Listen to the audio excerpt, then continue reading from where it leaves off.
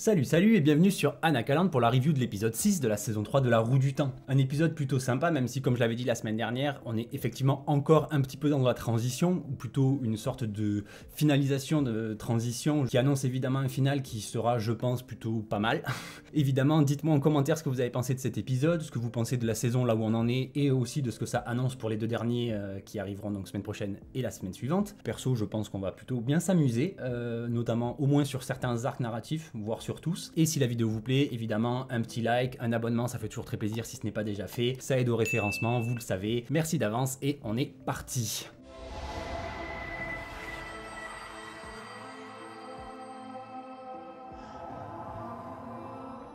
Et donc cet épisode 6 commence avec un flashback 95 ans plus tôt qui nous permet d'en apprendre encore un peu plus sur le personnage de Liandrin, donc ancienne Aja Rouge devenue Aja Noire, qui pour le coup je trouve ça vraiment sympa, c'est un des rares persos avec Moiraine notamment, qui réussit à avoir un vrai passé, une vraie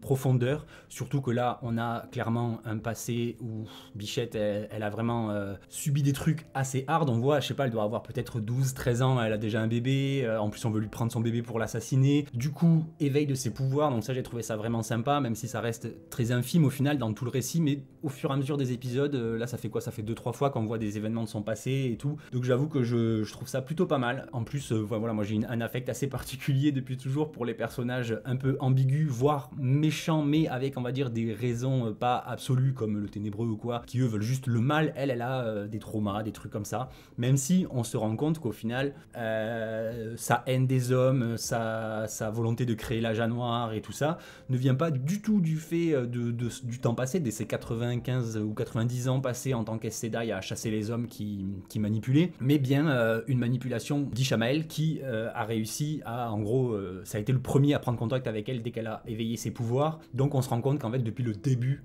elle serait sous l'influence du Ténébreux, et notamment d'Ishamael, qui était du coup un peu le grand chef de cet Aja Noire qu'elle a recréé. On a aussi, du coup, ça amène pas mal de... Toujours dans son arc, ça amène pas mal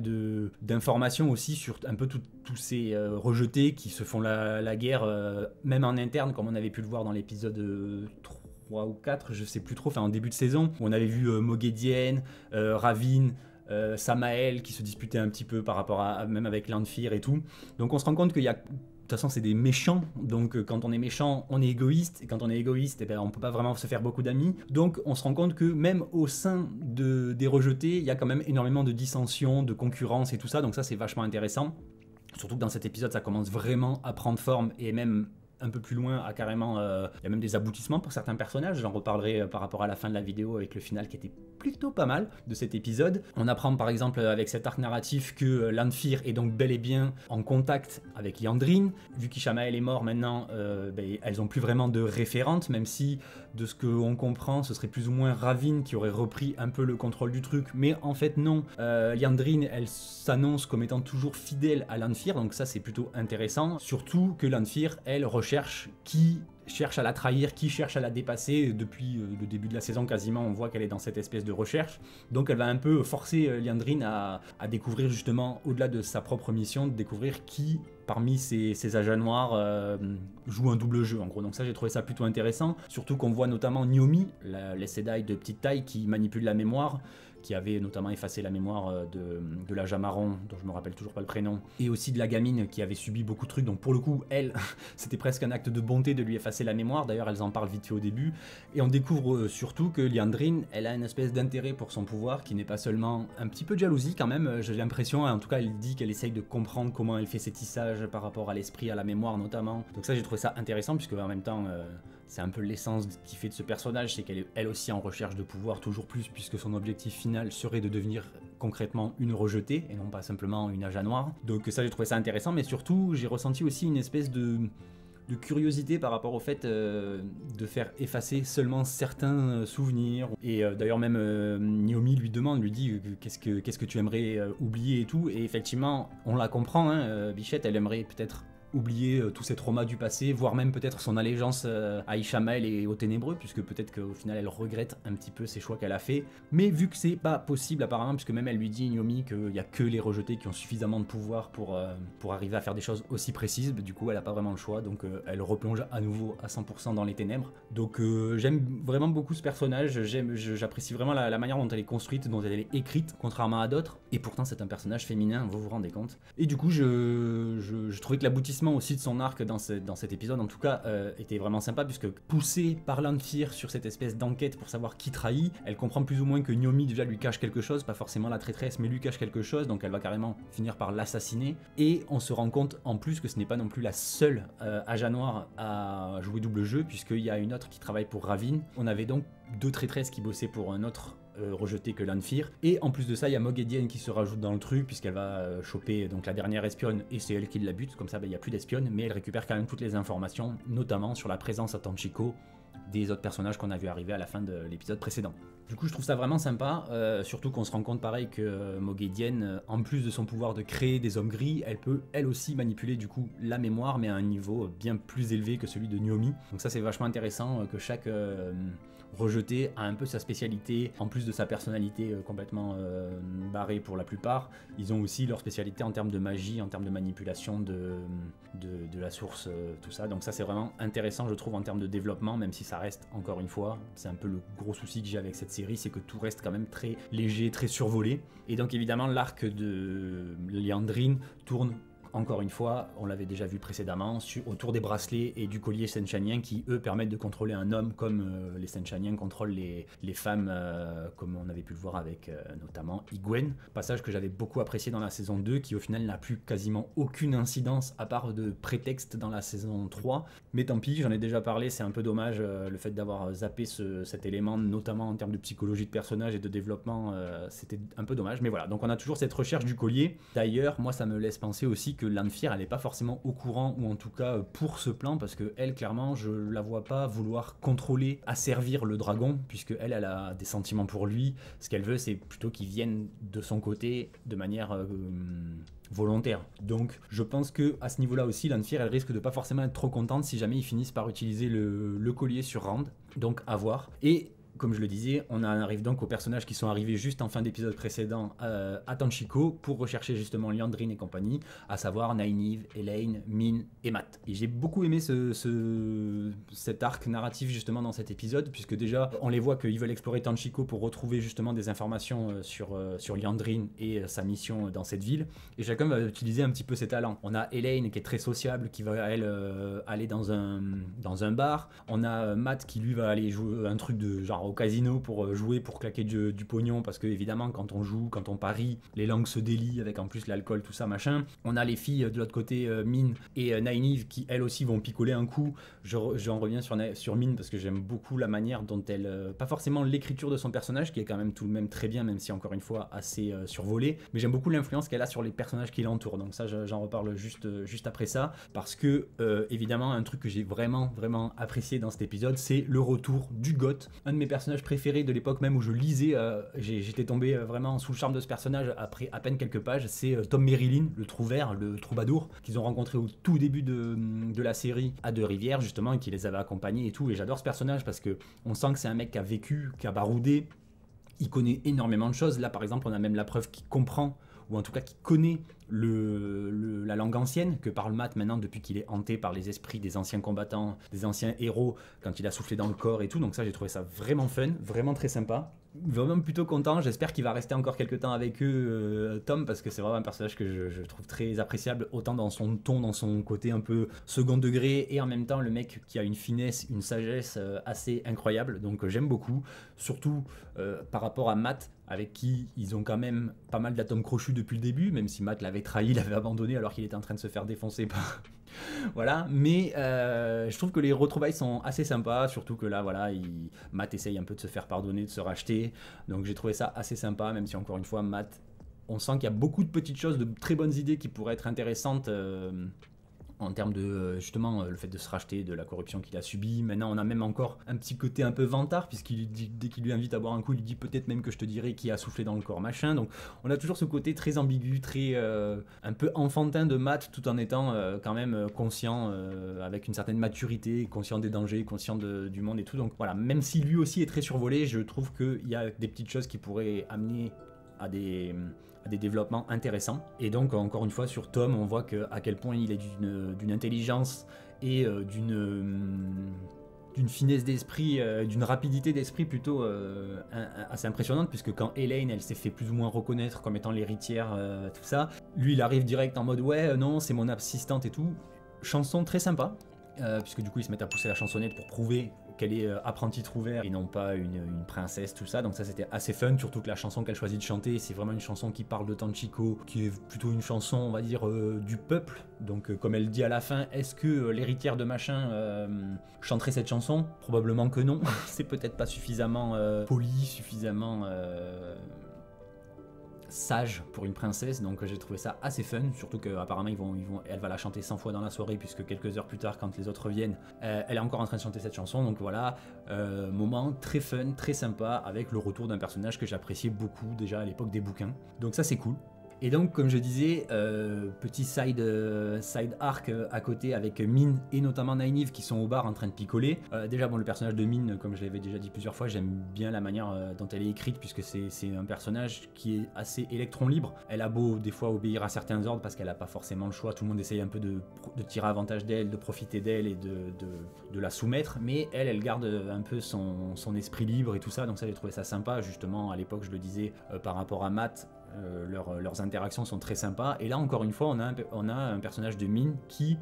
influe un autre personnage sans forcément le vouloir ou le faire exprès, et ça je trouve ça cool, parce que par exemple on voit que le fait que Nynaeve elle picole un coup, ça lui permet de se détendre un peu, et je pense que tout ça, même probablement peut-être qu'une vision finira par rentrer en jeu, on a quand même ce côté, elle va l'aider en gros à surmonter ses traumatismes, et surtout son blocage psychologique par rapport à ses pouvoirs qu'elle n'arrive plus à utiliser depuis son mode Super Saiyan 14 à la fin de la saison 2 notamment. Donc elle va réussir à influencer inconsciemment, insidieusement entre guillemets, Nynaeve, pour lui faire reprendre un petit peu confiance en elle et tout ça. Donc ça, j'ai trouvé ça cool, parce que c'est vrai que Nynaeve, depuis le début de la saison 3, elle est pas hyper bien exploitée, en tout cas elle est un peu en retrait par rapport au reste des personnages, et j'ai trouvé ça très drôle aussi, même si j'étais justement en train de me dire qu'un des gros avantages de Min, c'est qu'elle reste une bonne personne quoi qu'il arrive, même quand elle est hantée par des visions qui sont assez traumatiques, j'imagine, elle réussit à rester une bonne personne. Et juste à ce moment-là où j'étais en train de me faire cette réflexion, on la voit jouer les Madame Irma avec un mec, et en fait elle lui ment par rapport à sa vision, mais c'est plus un moyen de se créer une petite réputation pour que si jamais il y a des gens qui ont besoin entre guillemets de ses talents, viennent la voir, et au moins c'est un moyen d'avoir des informations. Donc jusque là c'est cohérent. On a aussi ce côté justement impertinent de Min, dans le fait où elle dit la vérité quand ça l'arrange, et elle est prête à mentir, même si c'est quelqu'un de bien dans le fond, elle est capable de mentir quand il le faut. Donc ça c'est plutôt cool. Et tout ceci justement quand elles reviennent au bar où il y a tout le monde, qu'elles font la connaissance de Tom. Ce qui est étonnant, c'est que Matt, j'ai l'impression qu'il a présenté Tom à tout le monde, et que Nynaeve, elle a fait genre elle l'avait pas reconnu, alors que ben si, ils se connaissent. Peut-être pas aussi proche qu'avec Matt, mais en tout cas ils ont communiqué, ils se sont parlé à l'époque justement, notamment où il était venu à Deux-Rivières pour le festival et tout. Donc voilà, bah après c'est peut-être juste une question de perception, et qu'ils ont pas voulu non plus faire ah comment tu vas, ça fait longtemps, voilà, bref, c'était pas forcément hyper intéressant pour l'histoire, donc ils ont peut-être zappé un petit peu ce passage là de retrouvailles avec Nynaeve et Tom, donc pourquoi pas. Mais surtout tout ça va les amener à récupérer une des 3 pièces, un peu par petit bonheur la chance, puisque c'est un des gars à qui ils avaient parlé juste avant qui lui dit ouais, j'ai trouvé ça par rapport au dessin que tu m'avais montré, machin, puisqu'ils avaient montré des dessins notamment sur ce que cherchait Liandrin, puisque c'est le but de leur mission à la base. Et il récupère un des 2 bracelets qui sert à contrôler le collier qui sera mis à un homme potentiellement à Rand pour le contrôler. Donc ça c'est cool, sauf que au final c'est un truc qui va pas durer très longtemps, puisque très vite on a Moghedien qui se ramène, qui nous prouve, comme je le disais, qu'elle est très douée dans la manipulation des esprits, bien plus que l'était Naomi, puisqu'elle réussit à les rendre entre guillemets dociles, presque on dirait des petites enfants qui sont toutes contentes, une espèce d'euphorie. Donc elles lui disent quasiment tout ce qu'elles savent, elle lui donne même le bracelet, sauf que justement, enfin, on a une petite tension qui se crée au moment où Nynaeve en fait lui tend le bracelet et que l'autre le prend, elle refuse de lui donner au début. Donc il y a une certaine résistance, on a enfin justement une preuve de la puissance que recèle Nynaeve, autre que juste défoncer des armées par centaines et tout. Et on voit donc bien que malgré le fait qu'elle a toujours ce blocage mental qui l'empêche d'utiliser concrètement le tissage et tout ça, elle a quand même toujours cette force mentale et tout ça, donc ça c'est quand même plutôt intéressant, même si, comme toujours, assez un petit peu survolé. Et donc c'est vraiment une partie de l'épisode, un arc de l'épisode que je trouve vraiment intéressant, justement en fait déjà le fait de retrouver le personnage de Liandrin qu'on n'avait pas vu en profondeur depuis quelques épisodes, Tom qu'on n'avait pas revu depuis je crois la fin de la saison 1 ou même 2-3 épisodes, enfin quelques épisodes avant la fin de la saison 1, donc ça c'était vraiment cool. On a ces interactions justement entre les personnages qui finissent par évoluer, on a même Elaine et Nynaeve qui justement juste avant de se faire voler le bracelet et tout ça, se faire manipuler par Moghedien, qui réussissent à encore une fois renforcer leurs liens, donc ça c'est cool. J'attends vraiment une réelle évolution au niveau des personnages par rapport à ça, surtout qu'elles ont enfin l'info de où serait Liandrin, même si elles ont perdu le bracelet, il y a toujours quand même ce débat et ce combat surtout qui s'annonce, donc ça j'ai vraiment hâte, j'avoue. Et du coup de l'autre côté, chez les Aiel, parce qu'on a que 3 arcs dans cet épisode, on a notamment la tour qui est un peu passée à l'as, puisque je pense qu'il faut attendre que les choses avancent pour revenir sur tout ce qui est complot et tout dans la tour. Donc pour l'instant on a fait une petite pause là-dessus, mais donc on retourne chez les Aiel, Rand notamment chez les Aiel, qui essaye un petit peu de comprendre et de se familiariser avec la culture de sa famille au final, de son sang. Il fait notamment, il est accompagné d'Avienda déjà, qui est toujours très sympa, notamment à la fin de l'épisode, j'y reviens là aussi, et il fait la rencontre notamment d'une petite fille qui est bien badass, genre une vraie Aiel qui n'a peur de rien, alors que justement on pourrait croire que les Aiel, maintenant que Rand a été confirmé comme étant le dragon réellement, qu'il y aurait une petite crainte ou un respect. Là non, rien à faire. En vrai on sent bien que c'est du jeu, c'est une forme d'affection, mais on sent que voilà, elle a pas peur de dire ce qu'elle pense et de demander ce qu'elle a envie de demander, donc ça c'est plutôt cool, même si, encore une fois, l'épisode se finit malheureusement sur une note un peu tragique, surtout de son côté. Mais ce que j'ai trouvé quand même très intéressant par rapport à Rand, qui est quand même très effacé comme je le disais dans cet épisode, c'est que on a encore une fois une conversation avec Moiraine. Je trouve que c'est vraiment une des relations qui pour le coup dans cette saison est vraiment peut-être la plus intéressante et la mieux développée, puisque ils ont une conversation encore une fois sur les visions qu'a pu avoir Moiraine dans les anneaux. Il lui pose quelques questions sur justement est-ce que je vais devenir fou, est-ce que je vais tuer Egwene, tout ça. Donc elle lui répond à chaque fois parfois, puisqu'effectivement elle a vu tellement de futurs différents qu'il y a tellement de versions différentes. Et on ressent aussi toujours cette espèce de fragilité qui est née en Moiraine depuis ça. Donc encore une fois une véritable écriture du côté de son personnage, puisqu'elle est fragile notamment par rapport à tous les futurs possibles qu'elle a vus, qui se finissent pas forcément toujours très bien, notamment pour elle ou pour le monde. Et aussi elle se sent, je pense, un peu faible, un peu fragile par rapport à la puissance écrasante du Sakarnen qu'elle a tenté déjà de contrôler et tout, et comme elle le disait dans l'épisode précédent, notamment Alan, c'est une puissance qui la submerge, et certes c'est grisant, mais en même temps c'est effrayant, surtout que Moiraine, on le sait, c'est un personnage qui est quand même beaucoup dans le contrôle, beaucoup dans la réflexion, qui est pas tant dans l'émotionnel et tout ça, donc à l'inverse, la confronter à une puissance aussi enivrante, ça peut l'inquiéter, donc ça je trouve ça vraiment sympa. On a aussi notamment justement une conversation, enfin pareil, ça c'est un truc qu'il faut développer dans la série, parce que dans le bouquin c'est très souvent détaillé, mais dans la série ça reste très superficiel par rapport à saïdin et saïdar, les deux sources du pouvoir, parce qu'encore une fois, oui, les hommes sont capables d'utiliser la magie, mais ils n'utilisent pas la même source. Ils utilisent saïdin, qui est la source masculine, mais qui elle a été touchée par le ténébreux et donc corrompue. Donc c'est pour ça que les hommes finissent par perdre la boule par rapport à leur pouvoir. C'est pas uniquement parce que les hommes sont faibles, même si ça reste quand même un des messages forts, notamment je trouve dans le bouquin, plus que dans la série, ou en tout cas moins maladroit que dans la série. Et on a vraiment ce côté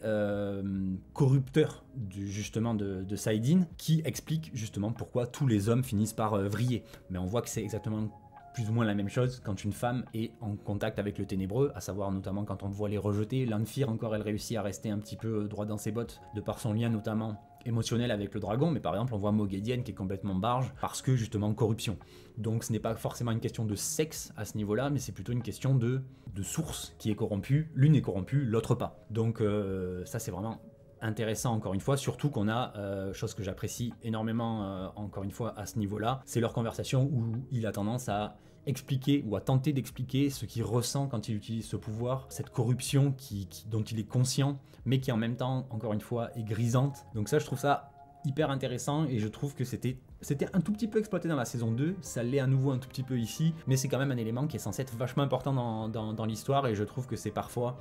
pas assez mis en avant, ce côté de Rand qui est vraiment le cul entre deux chaises, si je puis me permettre, entre les ténèbres, la lumière, ses allégeances amicale et sentimentale et sa tentation vers le mal avec même Lanfear pour qui il éprouve quand même des sentiments, donc il y a aussi ce petit côté, il est le dragon réincarné, donc il est entre guillemets une réincarnation de Lousterine qui lui était l'amant de Lanfear, donc il y a tout ce côté là qui est vachement intéressant je trouve par rapport à leur personnage et notamment encore une fois par rapport à Rand, Moiraine, même Lanfear et Egwene, on découvre que Moiraine et Lanfear sont toujours en contact et qu'elles sont toujours en train de comploter un petit peu pour séparer Egwene de Rand. Donc là, je vous ai déjà donné mon avis là-dessus, mais je trouve que leur relation à eux deux, elle a été tellement mal mise en place qu'on n'a pas du tout d'attachement, ou en tout cas dans mon cas, je n'ai aucun attachement pour le personnage de Egwene en couple avec Rand. Egwene toute court, je trouve qu'il y a beaucoup de facilité dans son écriture, mais voilà, je trouve que c'est peut-être pas une mauvaise idée, en tout cas, de vouloir les séparer, surtout que, comme je le disais la semaine dernière, on a vraiment cette ambivalence de Rand entre Lanfear, Egwene, la lumière, les ténèbres. Là, clairement, il rejette un peu Egwene, mais peut-être parce que justement, juste avant, il a eu l'information de la part de Moiraine, comme quoi il risquait de lui faire du mal, donc ça, j'ai trouvé ça vraiment intéressant aussi. Pour en revenir donc concrètement, exclusivement à Egwene, son passage dans cet épisode commence par le fait, une conversation avec les matriarches où elles lui disent qu'elle n'est pas assez entraînée et que c'est pas normal qu'elle entre dans le monde des rêves, qu'elle fasse des voyages oniriques déjà maintenant. Donc ça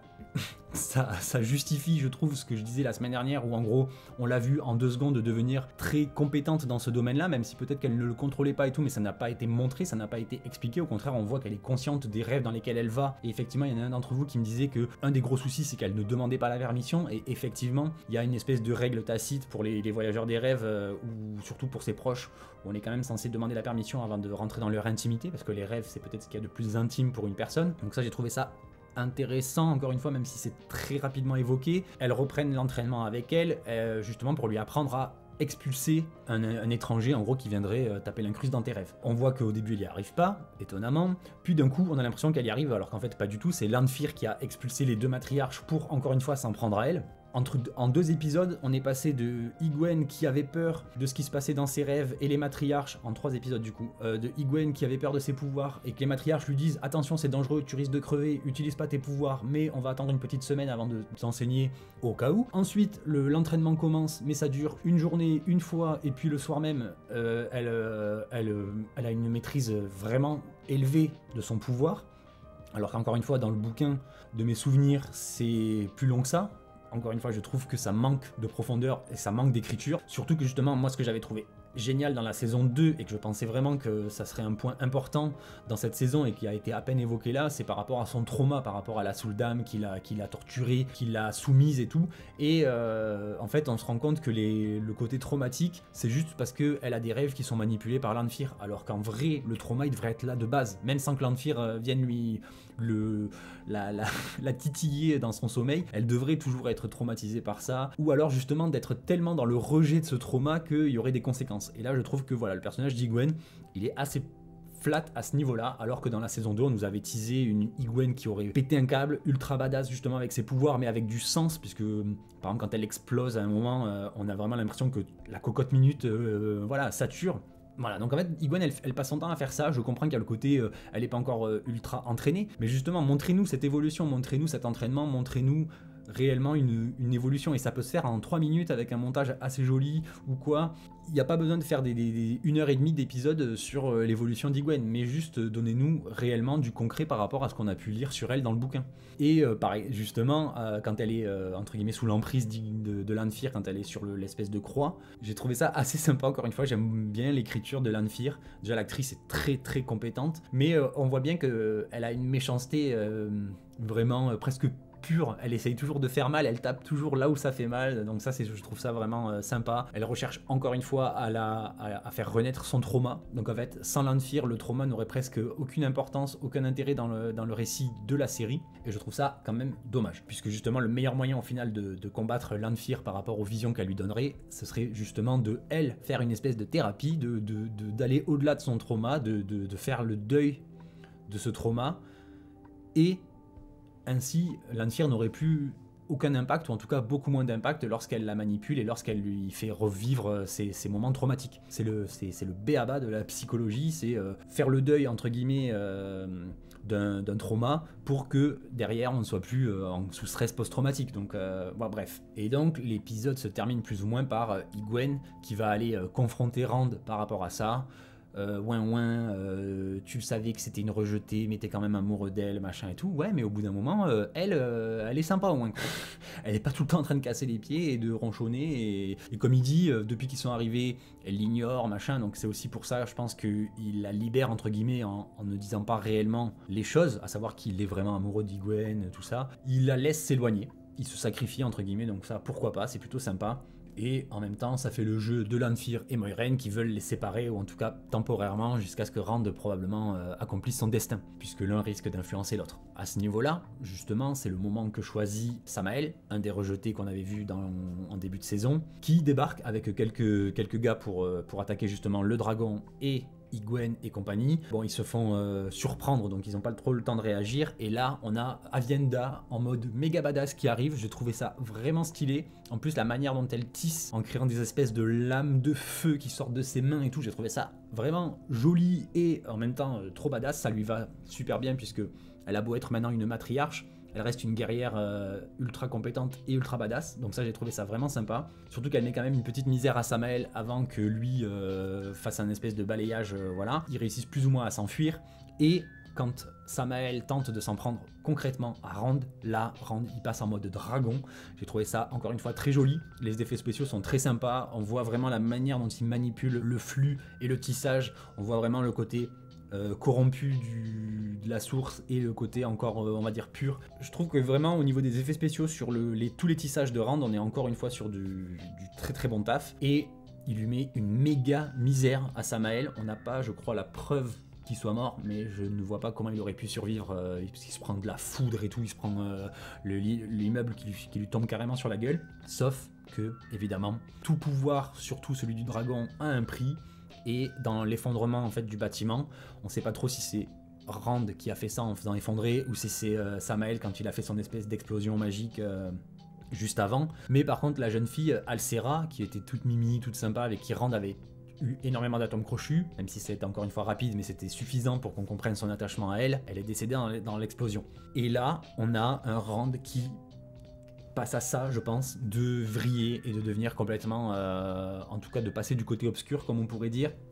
puisque il essaye de la réanimer, de la ressusciter carrément. Comme il le dit, déjà il craque, il pleure et tout ça, il s'énerve, mais surtout comme il dit, la prophétie dit que je suis le destructeur et le créateur, donc je devrais avoir ce pouvoir et tout. Je m'attendais presque à ce que ça marche, mais que genre il la transforme, je sais pas, peut-être en jeune femme grise, ou qu'elle ait quelque chose qui la corrompt par rapport au fait qu'elle a été touchée justement par la source qui elle-même a été corrompue par le ténébreux. Je m'attendais à un petit truc comme ça, au final non, on est vraiment sur du deuil et de la culpabilité, donc ça marche aussi très bien en termes de progression et d'écriture pour Rand, puisque cette sensation de pouvoir immense dont il parlait juste avant, qui lui faisait autant peur que en même temps le rendait un peu ivre de puissance et tout. Ici on a vraiment du concret quand on voit Rand exploser donc Samael et tout, on le voit presque lui-même changer au niveau physique, au niveau de son visage quand il essaye de ressusciter Alcera. Donc j'ai trouvé ça plutôt sympa. On a donc, comme je disais, on est sur quelque chose de culpabilité plus une bonne raison supplémentaire de se battre contre les rejetés. Donc encore une fois, on rajoute des couches de développement au personnage de Rand, du dragon réincarné, donc jusque là pourquoi pas. Et chose très intéressante à ce moment-là, c'est que la seule personne qui réussit à le calmer, à le rassurer, à le faire cesser d'utiliser ses pouvoirs néfastes, parce que clairement on n'est pas sur de la belle magie à ce moment-là, sur Alcera, c'est Moiraine. Egwene crie, Egwene lui dit d'arrêter, il ne se passe rien, d'autres personnages lui disent que c'est pas bien ce qu'il fait, il ne se passe rien, et dès que Moiraine le touche, lui met la main sur l'épaule et lui parle avec sa petite voix gentille, comme elle fait assez souvent avec lui, il réussit à se calmer et à se reprendre. Donc on a vraiment, encore une fois, une preuve que la relation entre Rand et Moiraine, c'est peut-être l'une des mieux écrites de cette saison en tout cas, et probablement de la série aussi, puisque Hyguen, déjà bon, il vient plus ou moins de rompre avec elle, et en plus on n'a jamais vu réellement d'influence d'Hyguen sur Rand. Rapidement, vite fait dans la première saison, je trouve que voilà, vraiment Rand Moiraine, c'est vraiment une team qui fonctionne vraiment bien, je trouve, notamment dans cette saison 3, qui elle est aussi vraiment très sympa. Et donc on a eu un final d'épisode qui était quand même assez épique. On a eu Aviendha, on a eu donc Samael qui a utilisé, en plus je trouve ça sympa, encore une fois, chacun a un peu sa signature. Lui, il utilise une arme sur laquelle il concentre son tissage pour renforcer la puissance d'une arme, donc il est assez masculin dans le cliché du terme, en mode bourrin et tout, donc ça fonctionne très bien. Évidemment, Aviendha qui nous a enfin montré son potentiel avec une badassitude assez exceptionnelle, donc j'ai vraiment apprécié. Et le Rand, Dark Rand presque, si je puis dire, j'ai trouvé ça aussi très sympa, avec encore une fois des effets spéciaux de très bonne qualité et une écriture qui amène à un développement intéressant pour la suite. Voilà. Et dernier arc narratif de cet épisode qui, au final, depuis le début de la saison, c'est quelque chose qui est très distillé, on n'a pas énormément d'informations à chaque fois, j'arrête pas de le dire, mais je trouve que ça amène vraiment à quelque chose d'intéressant, encore une fois, si on essaye de lire un petit peu entre les lignes, c'est Perrine et compagnie à Deux-Rivières, donc là, on les voit directement après le sauvetage de la veille, des manteaux blancs où ils sont allés sauver les deux sœurs de Mat, mais où malheureusement la mère a été retrouvée morte et tout, où on a aussi découvert donc que les deux jeunes filles savent tisser, manipuler en tout cas, même si elles n'ont pas encore l'entraînement. Et donc on voit Perrine qui est très bien, enfin qui est plutôt gravement blessée, et alors qu'il demande d'aller chercher Alanna Sedai pour le soigner, on lui dit que ben non, Alanna elle est pas du tout en état et tout, et effectivement elle a vraiment pris cher, si vous vous souvenez dans l'épisode précédent, puisqu'elle s'est quand même fait transformer en passoire par les manteaux blancs avec leurs flèches et tout. Heureusement que Maxime est arrivé à ce moment-là. D'ailleurs Maxime va bien, je crois qu'il s'était pris qu'une flèche, donc ça va, lui il est bon, mais on voit que Alanna elle est vraiment dans un sale état, elle est même à deux doigts de dire que ça y est, c'est la fin. Maxime refuse évidemment, et c'est le moment que choisissent les jeunes filles pour venir remercier Alanna Sedai de les avoir sauvées. Elle réussit à les guider à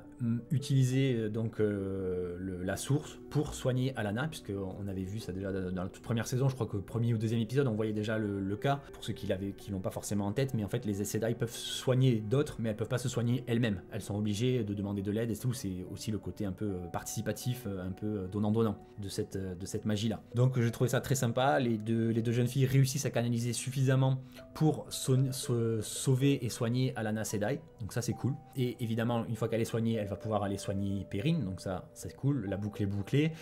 Et ce qu'on se rend compte, c'est que le plus gros danger pour Deux-Rivières à ce moment-là, c'est pas forcément les manteaux blancs, qui ont quand même pris un peu cher la nuit dernière, mais c'est Padan Fain qui réapparaît,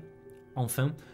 avec son armée de Trollocs, qui là, on les voit observer Deux-Rivières et tout, donc on voit qu'ils préparent un sale coup. Pour le coup, Padan Fain, on a de la chance, on le connaît depuis quasiment le début de la série, même si lui non plus n'a pas eu énormément de développement. On l'avait revu en fin de saison 2, c'était hyper cool, avec l'histoire du corps, machin et tout, donc ça c'était vraiment sympa. Et là, il est de retour pour vraiment attaquer Deux-Rivières. Et là, on serait presque à se demander, mais pourquoi Deux-Rivières est aussi important? Il faut pas oublier que c'est les terres de Manetheren. D'ailleurs, comme le dit Alanna à Maxime après qu'elle ait été soignée, je te l'avais dit que cette terre regorgeait de pouvoir et qu'on allait trouver des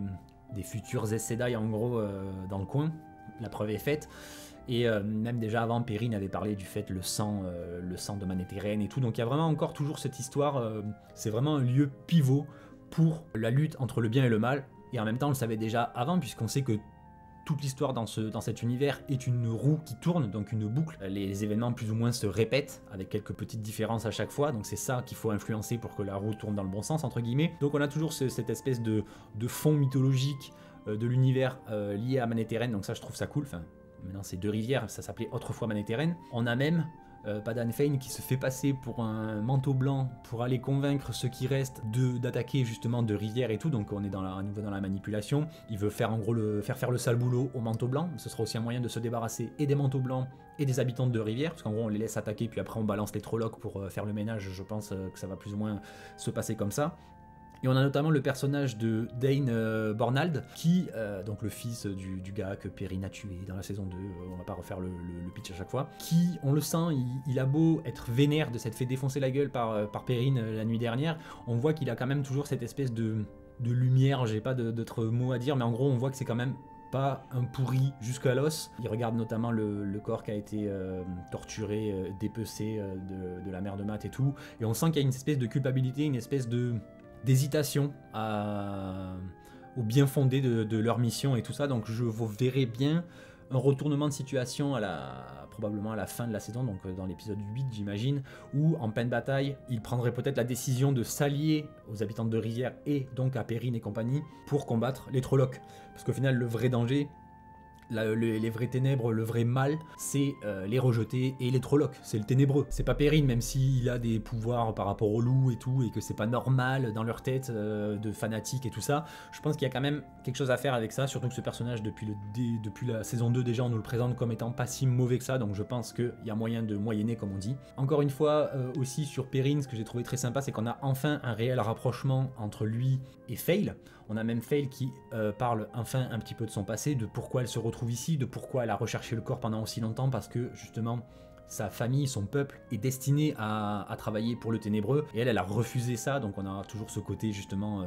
indépendante, un peu rebelle et tout, sauf que malheureusement elle a elle aussi un énorme poids sur les épaules, la culpabilité d'avoir perdu son frère qui se serait plus ou moins sacrifié pour lui permettre à elle de s'enfuir et de vivre sa propre vie, son propre destin. Donc là on a encore une fois un lien qui est assez sympa entre Perrine et elle, puisque Perrine lui se sent coupable de la mort de sa femme qu'il a tuée par accident mais qu'il a quand même tué. Elle a tué plus ou moins son frère par accident toujours ou indirectement parce qu'elle voulait s'enfuir et qu'il l'a aidé et qu'il a rejeté lui aussi les ténèbres. Donc je trouve qu'on a un lien très sympa et enfin on a un bisou. Donc leur relation commence enfin vraiment à avancer, donc ça c'est aussi super intéressant. On a en gros deux âmes brisées qui se retrouvent et qui se complètent, qui colmatent leurs fêlures chacun, donc ça je trouve ça cool. Et comme je le disais, sa quête ultime, son but ultime entre guillemets pour racheter un peu la noirceur de son sang, c'est de trouver le corps de Valère, probablement soufflé dedans pour en gros de se confirmer comme étant du côté du bien et pas du mal. Et coïncidence ou destin, comme par hasard, c'est le meilleur ami de Perrine qui a lui-même découvert le corps et tout, donc il lui en parle. Et on a une espèce d'apaisement du coup, je trouve, du côté de Fail, puisqu'elle se rend compte que sa quête de toute une vie peut changer, elle peut du coup se consacrer à autre chose, peut-être à ses propres envies, ses propres désirs, sa propre vie, à savoir avec Perrine et compagnie, donc ça on verra un peu plus tard, mais elle est plus obligée de courir après ce corps mythologique pour se racheter. Ça a déjà été fait, quelqu'un a réussi à souffler dedans et à combattre les ténèbres grâce à sa puissance et grâce à son pouvoir. Donc ça fonctionne plutôt bien, on a vraiment ce côté je pense apaisement qui peut-être sera encore plus développé après, surtout que là clairement dès l'épisode prochain on va avoir les choses qui se mettent en place pour la bataille finale qu'on a pu légèrement apercevoir notamment dans les bandes annonces et tout, donc top. Et donc voilà, je pense avoir fait à peu près le tour, donc un épisode avec 3 arcs narratifs, on a laissé de côté comme je disais l'arc de la tour qui probablement reviendra peut-être dans le prochain, peut-être plus vraisemblablement dans le tout dernier pour mettre juste un point final à cet arc narratif là pour enclencher ensuite sur la saison 4. Un épisode que j'ai trouvé vraiment toujours, encore une fois comme je dis depuis le début de la saison, d'une qualité bien supérieure aux saisons précédentes. J'ai beaucoup apprécié, même si l'écriture reste assez rushée par moment, enfin en tout cas ça c'est un truc que je dis depuis le début donc je radote un peu, mais voilà, on a quand même ce côté très vite survolé de certains événements, comme je disais, l'entraînement d'Igwen, la relation de Min avec Matt par exemple, la relation de Perrine avec Fail. Heureusement, on a quand même Rand Moiraine qui fonctionne plutôt bien dans l'écriture. Lan aussi malheureusement, qui est un personnage très intéressant, est passé beaucoup au second degré depuis plusieurs épisodes. Même si on avait eu enfin une séance d'entraînement entre lui et Rand dans l'épisode d'avant, c'est déjà fini, on n'en parle plus. Mais voilà, donc un épisode plutôt sympa. Là, on est vraiment, tout a été mis en place pour le final qui se jouera sur les épisodes 7 et 8. Donc vraiment très hâte de voir ça, notamment, évidemment, la bataille du côté de Rivière, qui va être un peu le côté épique, grosse bataille. Mais en même temps, j'ai quand même très envie de voir jusqu'où ça va nous amener avec Moiraine et le dragon, enfin Moiraine et Rand. L'évolution, je vois même possiblement une séparation entre, en gros, Moiraine et Rand partiraient d'un côté, et Lan et Igwen et les autres resteraient ensemble, puisqu'on a vu que Moiraine il y avait beaucoup de futurs dans lesquels elle se séparait de Lan, et en même temps lui il a plutôt envie d'être avec Nynaeve, donc ce serait au final une conclusion assez logique, même si c'est aussi peut-être une des raisons qui fait qu'elle échoue assez régulièrement dans ses visions du futur Moiraine, c'est parce qu'elle a peut-être plus Lan à ses côtés et qu'à la place elle a préféré se lier à 100% avec Rand, donc toute cette partie-là, j'ai très hâte de voir ce que ça va donner, surtout que c'est une partie que je n'avais pas lue à l'époque dans les bouquins, donc j'ai très hâte de voir ce que ça va donner. Mais voilà, donc un épisode vraiment sympa, et comme je le dis, très hâte de voir la fin de cette saison. Voilà, donc j'espère que cette vidéo vous a plu. Si j'ai oublié des petits détails, n'hésitez pas encore une fois à me le dire en commentaire. Un petit like, un petit abonnement si ce n'est pas déjà fait, ça fait toujours très plaisir. Et sur ce, je vous dis à très vite sur Anakaland. Bye!